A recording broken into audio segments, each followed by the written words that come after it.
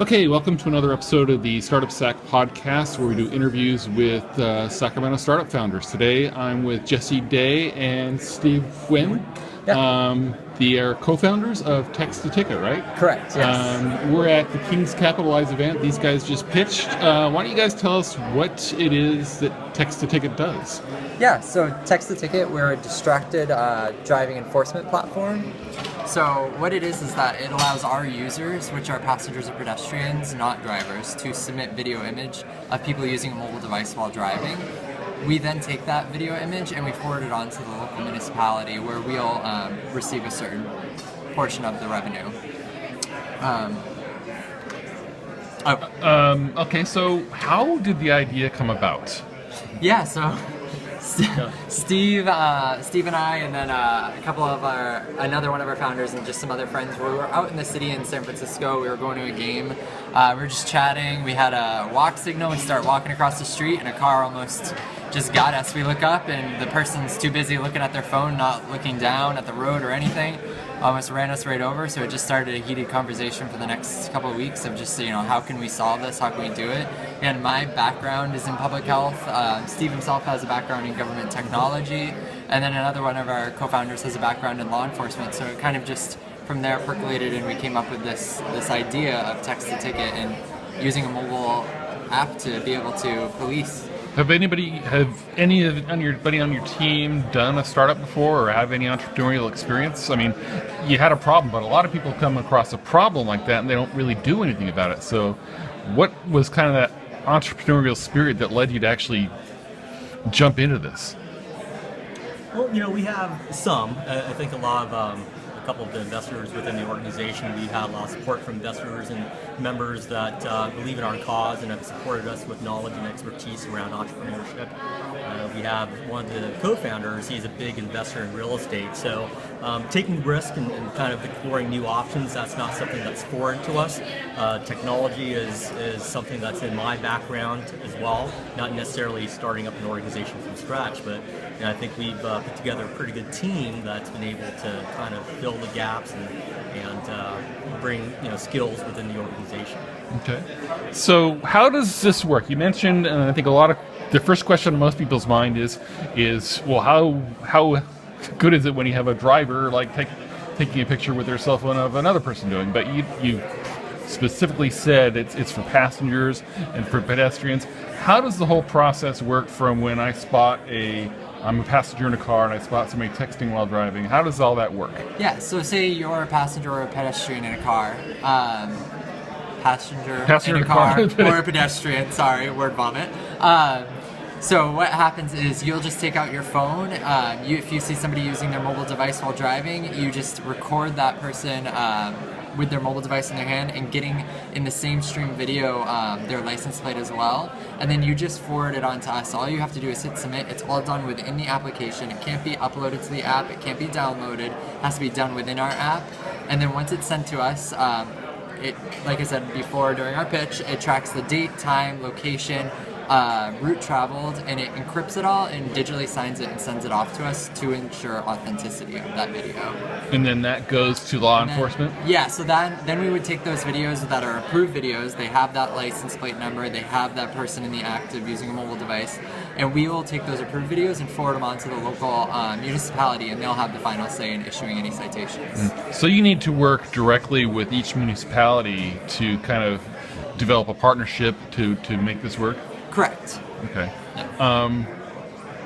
So I think the next question that came to my mind when I first heard about this was it kind of democratizes, like the red light cameras at intersections. It kind of democratizes and puts that ability in the hands of citizens to be able to do almost like does it create this cottage industry of people going around looking for texted drivers and submitting it to make money? It can. I mean, part of it is our objective as an organization is to reduce the incidence of texting and driving, because we all realize and recognize that there is such a danger around doing that. And so if we reach a point where people just don't simply text and drive, the market kind of disappears on itself. Unfortunately, that's kind of the ideal scenario. That day will never come. There's always going to be people that understand something's dangerous and they'll still continue to do that. But you know, our goal, similar to if you think about it on a small scale, just kind of neighborhood watches. You know, what's the objective of a neighborhood watch? You have a neighborhood spanning 5-6 blocks where, you know, people are fearful for crimes. It could be home burglaries. It could be simply people are driving down their blocks too fast and they have children out in the streets. So neighborhoods pull together and report incidents of activity. And so what we're doing is we're taking this, and rather than having it be on a neighborhood level, we're taking that to a city level. Take it to the streets. Take it to the streets, and why should I, as a citizen of Sacramento, not have the same expectation of safety as I'm crossing the street to go work versus walking out of my front door? So what kind of traction do you have right now as far as users and partnerships with municipalities? Yeah, so as far as users, we've grown quite rapidly.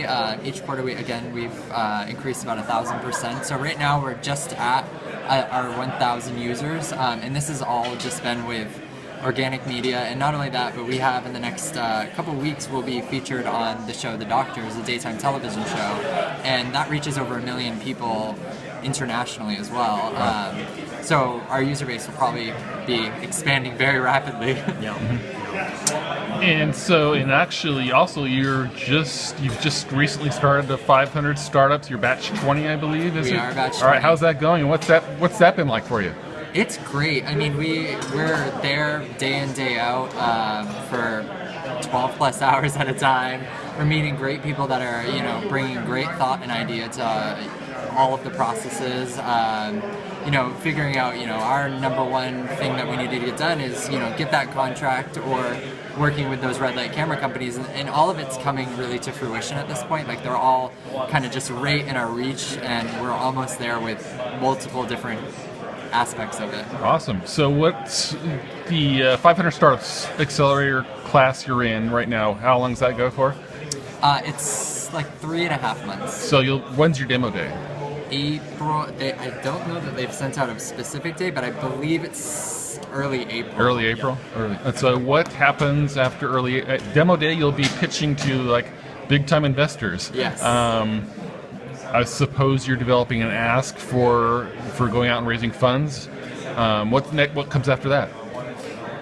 So after that, I mean, we strap down and we continue working. I mean, the 500 Startups is giving us all the ammunition we need to, you know, kind of get to where we need to be, and, you know, it's obviously accelerating us as a company, and getting us those connections with, you know, VC firms and angels to be able to get the funding to get to the next round. So you need to scale, basically. Yes, Yeah, to be able to because you've scale. got a working product right We now. do. We have and a you've got working product. customers, and it is on iOS and it is on Google Play. Awesome. So it's just a matter of scaling up and Exactly. getting it out there. Cool. Yeah. Cool. So one question I like to ask is, what kind of lessons learned you've learned along the way? Anything that's just any key obstacles that you've had to overcome in this journey? I mean, this is just a recent thing for you, right? So maybe it hasn't been long enough to actually have a big hurdle to overcome. We've had some. We've learned, and like Steve said earlier, some of our advisors that have entrepreneurial backgrounds, we all came in not knowing really much about government as far as selling. Steve probably brought the most knowledge with that.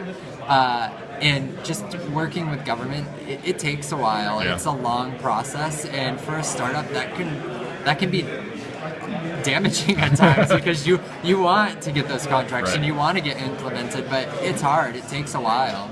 So any tips or advice for other startups that since you've learned? Know somebody within the area that you're entering, because if they have that warm lead for you, or if they have the ability to just connect you directly with somebody, having an in is just all you need. Connections It's to get just introductions. Having somebody that knows somebody is just so much better with government. Yeah. And government, more so than I think any other industry, is very much relationship based. You know, I can't imagine the number of businesses and organizations on a daily basis that wants to do work with government. And so I would imagine that they just don't have the capacity to be able to field and talk to every single company out there.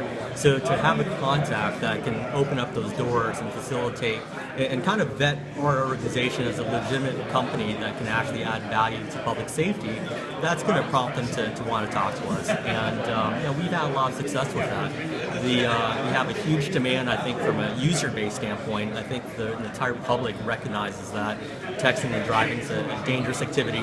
There's demand for a reduction in the amount of texting and driving that's out there, and I think government's just trying to get a feel for how this is going to work. It's an idea that's just been never explored before, and so I think the government's going through and determining how this is going to roll out. They're taking it very methodically to make sure that what we're doing is in the interest of the government as well as the people. Yeah, community at large. Yeah. So another question I like to ask is just general words of advice or tips for anybody just starting out in entrepreneurship or even thinking about it. What advice or general tips do you have? Don't divulge anything don't divulge your idea until you get some idea of a patent in place. Oh, really? Because you don't want somebody that's like kind of picking up on what you're doing and being like, oh, that is a really great idea. Well, you know, I know what steps are needed past this. And just jumping right into the market and taking what you're doing. And just a belief in the idea too. I think there's a huge social aspect to it. You know, there's a lot of things that people can do to make money, and the goal of having a startup is ultimately to have it be self-sustaining and make money. But you have to root that in some core fundamental belief. And for us, it's public safety. It's making the roads safer. And I think if you have that belief as your foundation, that will continue to motivate you to work those late nights, to jump on conference calls at midnight, 1 a.m., just to do that. You know, something that you have a true passion for. Okay. So, how can people find you? Websites, Twitter. How do people find your app?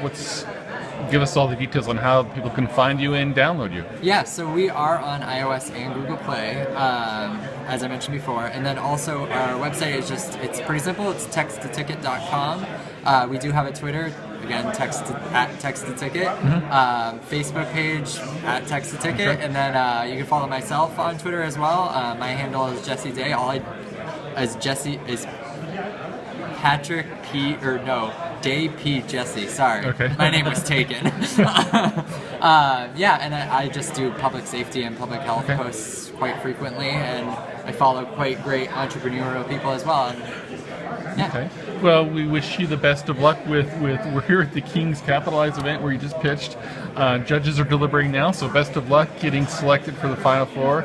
Anything else you'd like to share before we sign off? Please download our app. All right. Submit some videos. All right. Do it in a safe manner. All right. Thank you, guys. Thanks, Jeff.